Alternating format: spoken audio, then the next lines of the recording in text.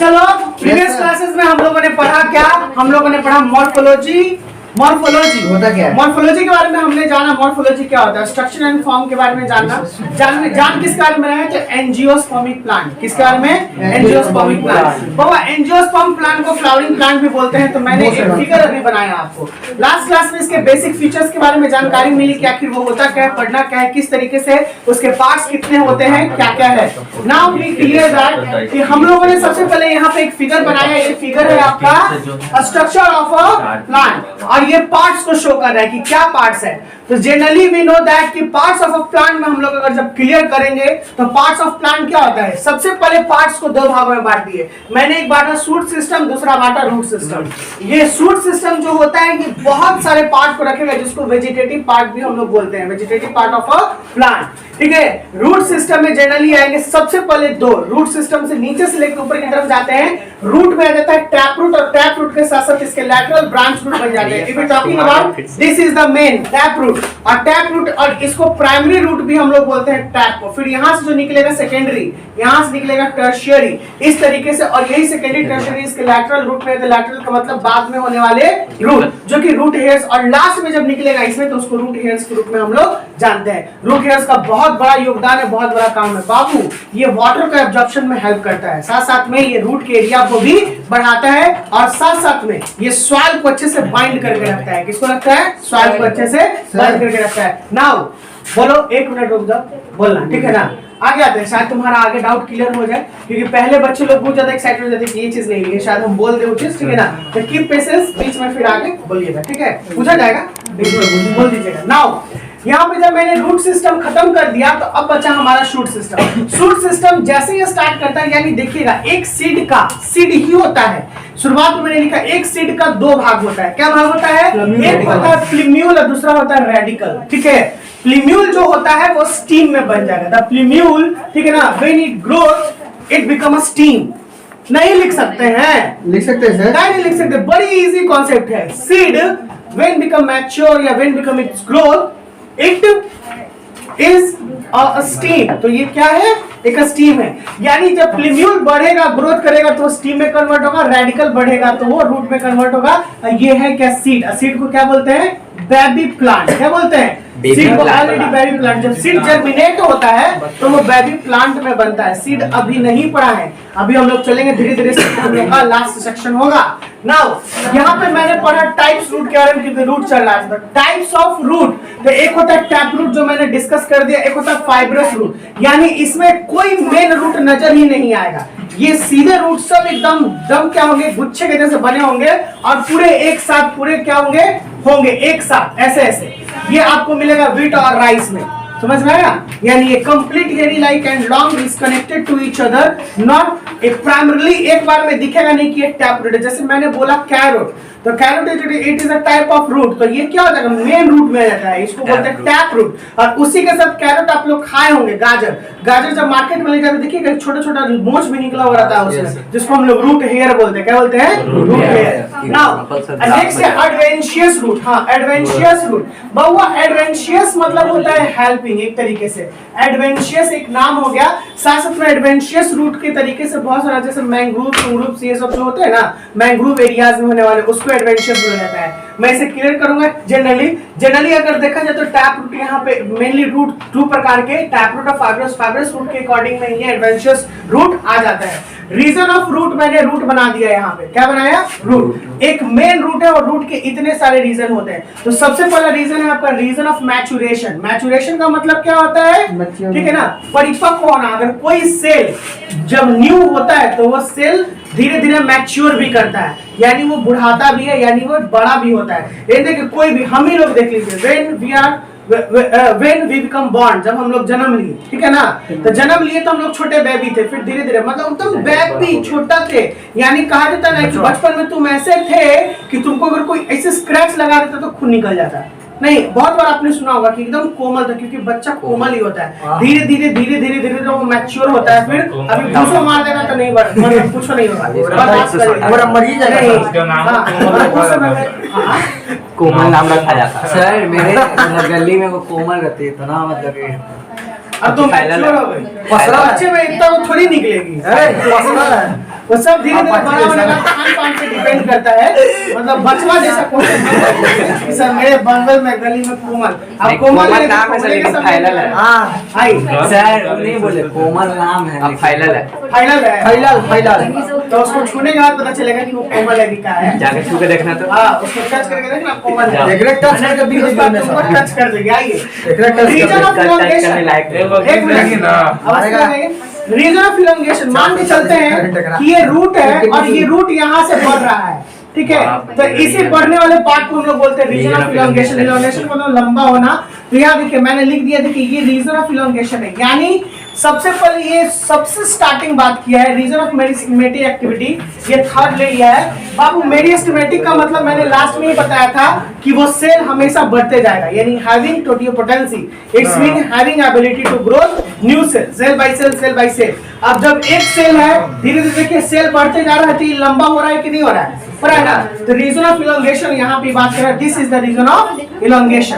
Clear? Region of meristematic tissue, यहाँ देखिए ये रीजन ऑफ मेरिस्टेमेटिक टिश्यू, यानी यही जो यहाँ पे होगा इसी से धीरे धीरे बढ़ते जाएगा और मोटा होते जाएगा, आगे जाके ये मैच्योर हो जाएगा। यानी स्टार्टिंग करेगा रीजन ऑफ मेरिस्टेमेटिक टिश्यू से। मेरिस्टेमेटिक टिश्यू का मतलब जहाँ पे ग्रोथ करे, वो सेल बढ़े। तो मैंने देखा अभी कि ये रूट के कुछ इंपॉर्टेंट पार्ट है, region of maturation complete, region of elongation, region of meristematic और लास्ट बचा ये रूट कैप। हमेशा रूट के ऊपर में एक रूट कैप मौजूद होगा, ठीक है, जिसको रूट कैप बोलते हैं, जो ढका हुआ होता है। कोई दिक्कत क्या नहीं। रूट कैप का काम क्या है? कैप का काम क्या होता है? प्रोटेक्शन करना। बोलो सर, रूट कैप एक कॉमन फीचर तो नहीं है हर रूट का। देखिए रूट कैप कॉमन फीचर नहीं है, but we study about root cap, क्योंकि रूट का ये एक कैरेक्टरिस्टिक फीचर है, जनरली सब रूट में नहीं पाया जाएगा, लेकिन इसमें है। इसमें कुछ क्या पता नहीं तो पढ़ना है ना। मान के चलिए अगर ह्यूमन ही पढ़ रहे हैं तो ह्यूमन में कोई एक्सेप्शन भी तो आ जाता है, तो एक्सेप्शन को तो पढ़ना जरूरी है, वो सारी चीज को पढ़ते हैं। When you become a doctor, जब आप MBBS बने तो MBBS के दौरान आपको पेट के हर एक बीमारी के बारे में पढ़ाएगा, तभी तो आप एक अच्छा फिजिशियन बन सकते हैं। फिजिशियन का मतलब क्या? अगर मान के चलिए पेट में डाइजेस्टिव सिस्टम, फिजिशियन देखिए फिजिशियन क्या होता है, एक सिंपल सी बात है, फिजिशियन वो जो कंप्लीट चीजों को देखे, तो उसका नॉलेज उस समय में वही दिया जाता है कि वो फिजिशियन लाइक बने। लेकिन एक स्पॉट होता है कि अगर वो अगर वो गैस्ट्रोलॉजिस्ट बने, गैस्ट्रोलॉजिस्ट तो केवल गैस्ट्रोलॉजिस्ट ऐसे नहीं, फिजिशियन विद गैस्ट्रोलॉजिस्ट, हर एक फिजिशियन होता है, तो उसको कंप्लीट जानना जरूरी है। कैसे प्यास कम हो जाएगी सर, जब तक सर्जन नहीं बनेगा। मैंने एग्जांपल दिया, आप सर्जन बनिए, ठीक है, बिल्कुल बनिए, तो सर्जन बड़ी सुंदर आ रहे हैं, सर्जन अगर बनिएगा तो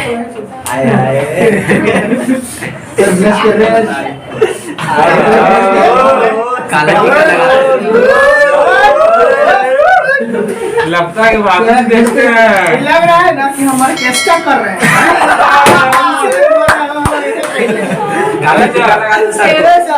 कॉम्बिनेशन हो जाएगा सर, काला टीका लगा देंगे, आपको नजर न लगे।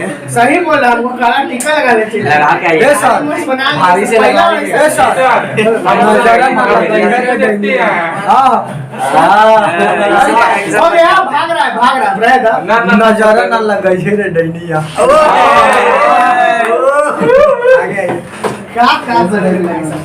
देखिए यहाँ पे अब मैंने बात कर दिया कि रूट का स्ट्रक्चर क्या था, तो रूट का स्ट्रक्चर यही है।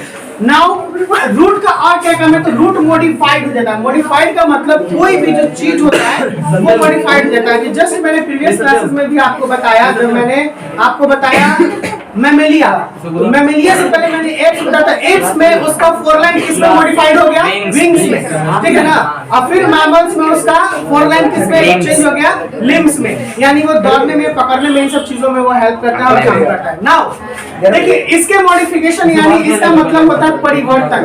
अब क्या क्या चीज जनरली हमने तो पढ़ा कि भैया रूट है, रूट जमीन के नीचे रहता है, लेकिन कुछ रूट जो होता है वो बहुत चीजों में आ जाएगा। पहला तो हो गया कि ये स्टोरेज के काम में करेगा, जब भी ये स्टोरेज करेगा ये फूड बन जाएगा। क्या बन जाएगा? Food. Because we know that कि स्टोरेज एनीथिंग प्लांट जब करेगा, प्लांट में होता है, प्लांट फोटोसिंथेसिस करता है। अब फोटोसिंथेसिस फोटोसिंथेसिस के दौरान वो ग्लूकोज बनाता है। अब ग्लूकोज उसका कहाँ पे स्टोर होगा? तो उसके फूड के रूप में स्टोर होगा, और फूड जो होता है वही फूड हम लोग खाते हैं, ठीक है ना। जैसे कैरोट, कैरोट खाए, ये बहुत ही क्या होता है, विटामिन मिनरल से पूरा भरा हुआ होता है। हाँ, पोटैटो भी तो हो जाएगा। पोटैटो हो जाएगा, लेकिन वो स्टीम में आ जाएगा। मुरई सर, मुरई तो बोल मुरई आ जाएगा। कैरोट, क्या क्या आ गया? कैरेट और टर्निप, ये दोनों देखिए, ऐसे तो हम लोग बात करेंगे बहुत सारे जो होते हैं, जो मॉडिफाइड फ्रूट जो होते हैं उनको खाया जाता है। जनरली ये स्टोरेज जब होगा तो उसको क्या होगा, ठीक है ना, it is like to eat, it is being to eat, ठीक है, इसको हम लोग खा सकते हैं, इट कैन बी ईटेबल।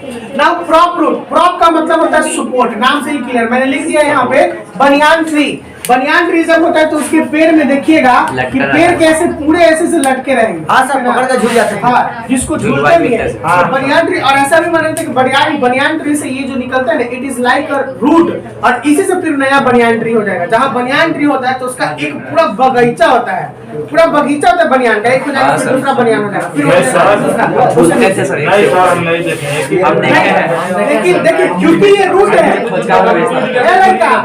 क्योंकि ये रूट है, रूट का काम क्या होता है? जड़ से फिर पौधा हो जाएगा, बिल्कुल हो जाता है। ध्यान से रखिएगा। जनरली हम लोग तो समझते हैं कि बीज से होता है, लेकिन some plant are vegetatively propagated, ठीक है ना, यानी उसके पार्ट से हम लोग गुलाब का भी स्टीम काट देते हैं, स्टीम हो जाता है, तो वहां पे ऐसा सुना गया। Now a stilt root like a crop root also, ये भी सपोर्टिंग नेचर का रहेगा। इसमें मेज और शुगर केन, आप देखिएगा इसमें नोड इंटरनोड थोड़ा ज्यादा तगड़े होते हैं, ठीक है, यानी मोटा टाइप होगा, और धीरे धीरे वो सपोर्टिंग के काम में करेगा। नेक्स्ट आते हैं नुमेटोफोर, ये आपका वीवीआई है, ऐसे तो वीवीआई सभी है, लेकिन ये मोस्ट वीवीआई नुमेटोफोर। नुमेटोफोर के बारे में डिफाइन करना है, मैं ऐसे समझा देता हूं आप लोगों को होमवर्क में। Nematophore is a type of a root or plants that found in the mangroves areas like a mangroves और marshy areas, marshy areas में ये पाया जाता है। marshy का मतलब होता है दलदली क्षेत्र।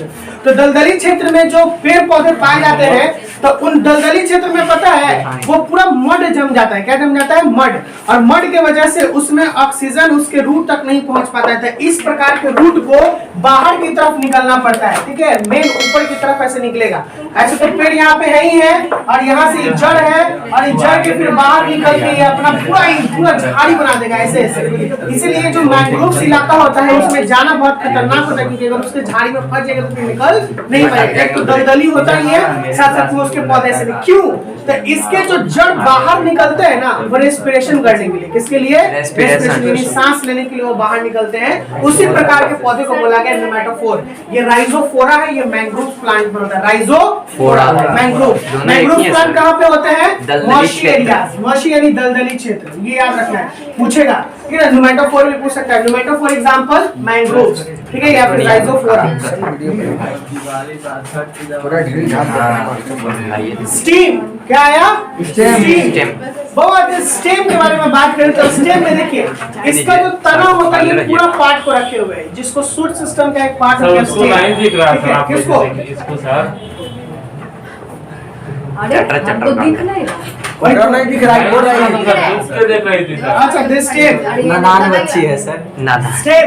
आपको आगे जानती है सर, इसीलिए नहीं बोल रही Linear have nodes and internodes bear with axillary और terminal। देखिएगा, axillary और terminal वर्ड में आइए। ए लड़की रे, पल के नहीं सुनी जोश, अरे लड़की रे क्या कर रही है, पढ़े पे ध्यान देगी कि नहीं? आगे कथी करे छे? क्या करा बोल रहे थे? उसी को बोल रहे थे। ए सर, किसी को बोल रहे थे? उसको बोले थे सर, वो बोल रही है कि जल्दी आइएगा। वाह वाह नहीं लगाए।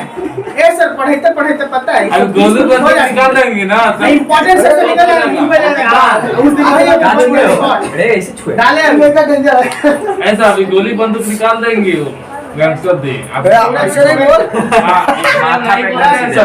चुप रहो जल्दी। तो सेटिंग उटिंग सीट का दूसरा पार्ट सीट का दूसरा पार्ट। अरे भैया, अरे सुनो ना, सुनो नहीं आप। तुम लोग 15 मिनट में चुप नहीं रहते हो। 15 मिनट में तुम 1500 सवाल बना सकते हो। समझ में?